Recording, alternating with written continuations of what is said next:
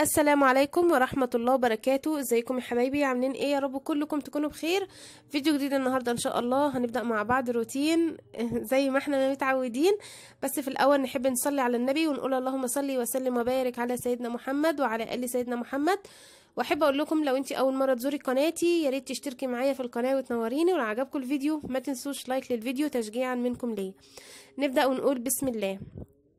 النهارده ان شاء الله الفيديو بتاعنا روتين، هنتكلم في كلام حلو جدا جدا جدا عن الولاد وعن التربيه، فان شاء الله باذن الله الفيديو هيستفاد. وكمان بتاسف جدا على صوتي لان تعبانه واخده دور برد، ادعوا لي ان ربنا يشفيني يا رب ويشفي كل مريض. ف يعني الصوت هتلاقوه متغير شويه، فكده نقول بسم الله. اول حاجه حبيت ان انا اعملها معاكم في الفيديو ان انت لو عندك غسيل دايما اول ما تصحي شغلي عليه الغساله بحيث ان هو يشتغل والغساله تخلص وانت بتشوفي شغل بيتك. على ما تخلصي شغل بيتك يكون كمان الغسيل خلص وكله بقى تمام عندك. اللهم صل على النبي. عندي هنا بقى خلاص شغلت الغساله، دخلت على البوتاجاز. انا اليوم ده بوتاجاز دخلت على المطبخ، معلش مش بقول لكم تعبانه مرخي يعني مفيش. فاللهم صل على النبي. دخلت على المطبخ. انا كنت مطلعه كيس فول كده من اول خالص ما صحيت الصبح.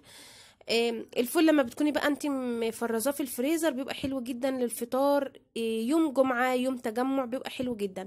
انا الولاد النهارده كانوا غايبين من المدرسة ولادي، فحبيت بقى ان انا اعمل فطار كده كلنا نتجمع ونتلم فيه ونقعد نفطر مع بعض. طبعا انتوا عارفين الواحدة فينا لو هي بتفطر لوحدها بتحاول كده يعني بضاية سندوتش جبنة على السريع، يعني بتقضيها سندوتشات. انما لما يكون مثلا جوزك بقى وولادك قاعدين فانت بقى بتعملي تحبي كده تعملي فطار حلو. فانا قلت بقى اعمل فول وكمان بشوي بتنجانه، وكان عندي كده خرطه جبنه حادقه انا كنت مطلعاها فبحب اعملها دايما بالطريقه دي.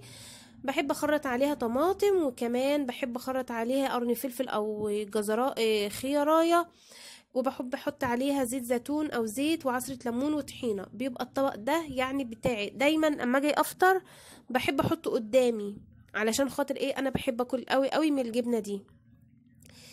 اللهم صل على النبي. هنحضر بقى الفطار مع بعض زي ما انتوا شايفين. الفيديو بقى هيدني شغال واحنا هنتكلم مع بعض. هنتكلم عن كان في متابعة قالت لي ان هم اولادها في سنة اولى وفي سنة تالتة، يعني مغلبينها في المذاكرة وكمان ما بتلاقيش وقت لشغل البيت، وحاسة ان هم ما بيعرفوش يذاكروا غير وهي قاعدة معاهم. ف يا حبيبة قلبي هو طبيعي جدا ان انتي في الاول الطفل بيحتاجنا ان احنا نكون قاعدين جنبه. ذاكر، اكتبي واجبك، تحسني خطك، امشي على السطر. فخلي الفترة دي بالذات فترة الحضانة المتابعة ان الام تكون متابعة بنتها او ابنها فترة الحضانة لحد تالتة ابتدائي. انا كنت بعمل كده مع ولادي بصراحة. بقعد معاهم وبشرح لهم، يعني اقسم بالله انا كنت بشرح لولادي الدرس، يعني كانوا يقولوا لي يا ماما احنا فهمنا منك اكتر ما فهمنا من الدرس نفسه، مش كمان من المدرسه دي اصلا مفروغ منها ان ما فيش فيها شرح ولا اي حاجه. فاللهم صل على النبي كنت بقعد اشرح لهم كل فتفوته كده في الدرس، كل كلمه كنت بقعد اشرحها لهم فيها. فابن الاولاني استمريت معاه بالشكل ده وبالطريقه دي لحد 5 ابتدائي. بصوا بقى كميه معاناه رهيبه ان انا شغل بيت ومذاكره. وكان في طبعا اخوه كان اصغر منه، كنت كمان بتابع اخوه اصغر منه، فكنت فعلا مطحونه. ولقيت ان ده غلط جدا جدا ان انتي تعملي كده، تعملي في نفسك كده وتعملي كمان في ابنك كده. الصح بجد بصراحه لحد اولى ابتدائي تانية ابتدائي، وبعد كده سيبي ابنك او طفلك يعني عموما منه للمدرس.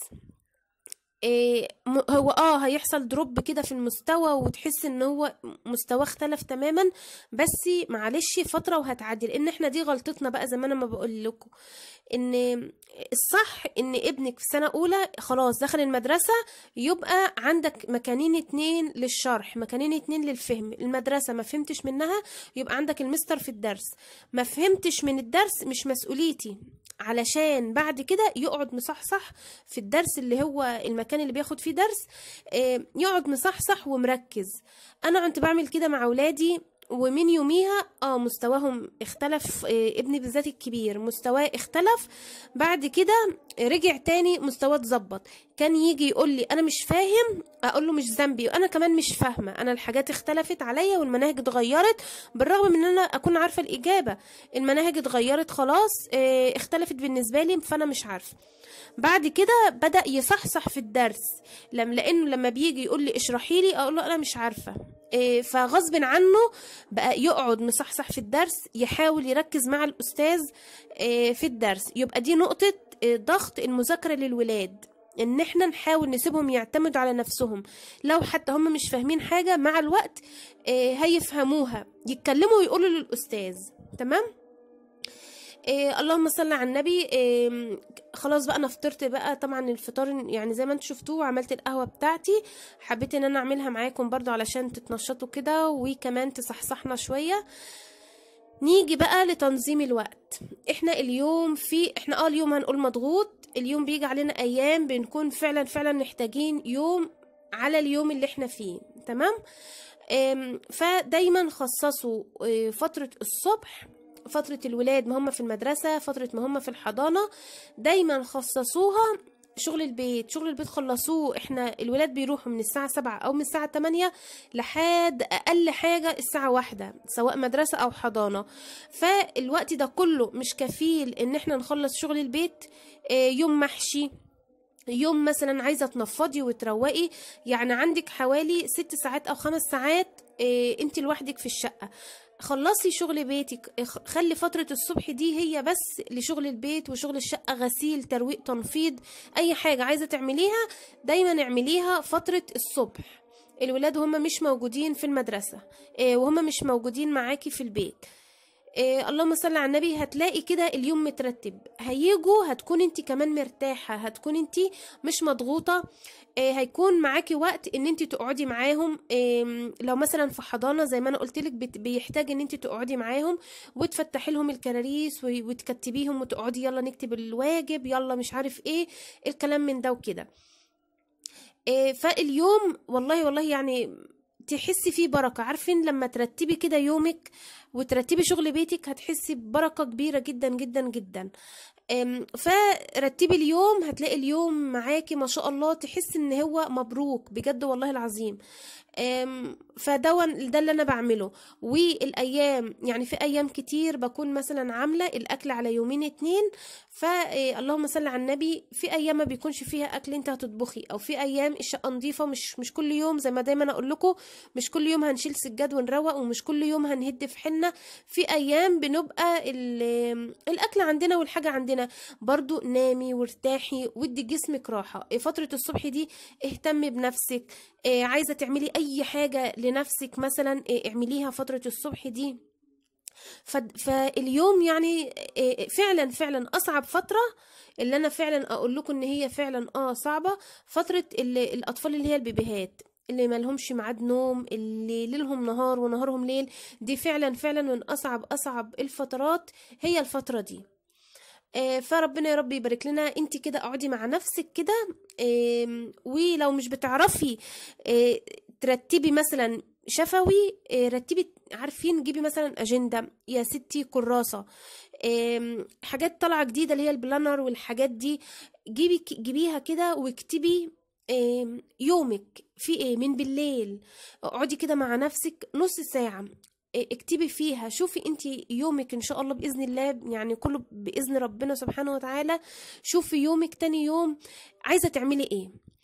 انت مثلا اكتبي هصحى مثلا ان شاء الله يعني الساعه كذا، الساعه 6 او 7، تظبطي الموبايل على الساعه 6، تقومي تحضري مثلا فطار لو ولادك بيروحوا المدرسه، عشان ما تبقيش مضغوطه، وتجهزي لهم سندوتشاتهم، بعدين تدخلي تصحيهم.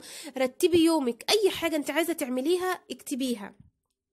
لو انت مش هتعرفي ترتبي يومك شفوي، فاكتبي كل حاجه انت عايزه تكتبيها في البلانر دي او الاجنده او ايا كان، اكتبي. والحاجه اللي انت تعمليها علمي عليها صح. ما تتصوريش كمية الراحة اللي انت هتحسي بيها ان انت بتنجزي حاجات كتير كتير في يومك، وتيجي اخر اليوم كده تشوفي الحاجات اللي انت انجزتيها، هتلاقي نفسك عملتي حاجات كتيرة جدا جدا جدا. الفيديو دون الغرض منه ك... كفيديو شغال ان احنا احداث بتحصل، ان احنا طبعا تتنشطي وتقومي تشوفي اللي وراكي، وان احنا بقى بندردش وبتكلم معاكم مع بعض، لان الطلب مني ان احنا نتكلم مواضيع حوارية، وانا بصراحة مقصرة في النقطة دي، لان الطلب مني كذا مرة من متابعة حبيبتي سماسيمو، وبرضو حد سألني كتير على الاطفال وتربية الولاد وكده، فحبيت ان انا اتكلم معاكم علشان ما حدش يقول لي هو الفيديو كله مطبخ او كله غسيل مواعين. الفيديو شغال في كذا حاجة بتحصل فيه، وكمان هنعمل حلو مع بعض اهو، يعني حلو كده ايه في السريع الولاد كانوا مطالبينه. تمام يا حبايب قلبي. فالمقصود منه ان احنا نرتب اليوم بتاعنا، ان احنا اليوم طويل، بنحتاج بيجي علينا ايام تحس ان اليوم بيعدي بسرعة، بالذات في الفترة اللي الولاد صغيرين فيها. حاولي ترتبي يومك على قد ما تقدري، والنظام حلو، تمشي بالنظام في كل حاجة، هتلاقي الدنيا كلها تمام وكويسة وكل حاجة زي الفل. هنا بقى هكلم معاكم على الحلو. انا كنت هنعمل جيلي كده، يعني ايه سهل وسريع كده. وبالمناسبة المية كانت قطعة في اليوم اللي انا المواعين والكركبة الكتير اللي كانت موجودة في الفيديو دي، المية كانت قطعة، فعشان كده المواعين اتكومت. والبطاطا انا كنت نقعتها شوية عشان ايه هشويها بقى. على ما غسلت المواعين وعملت الجيلي كانت اتشوت.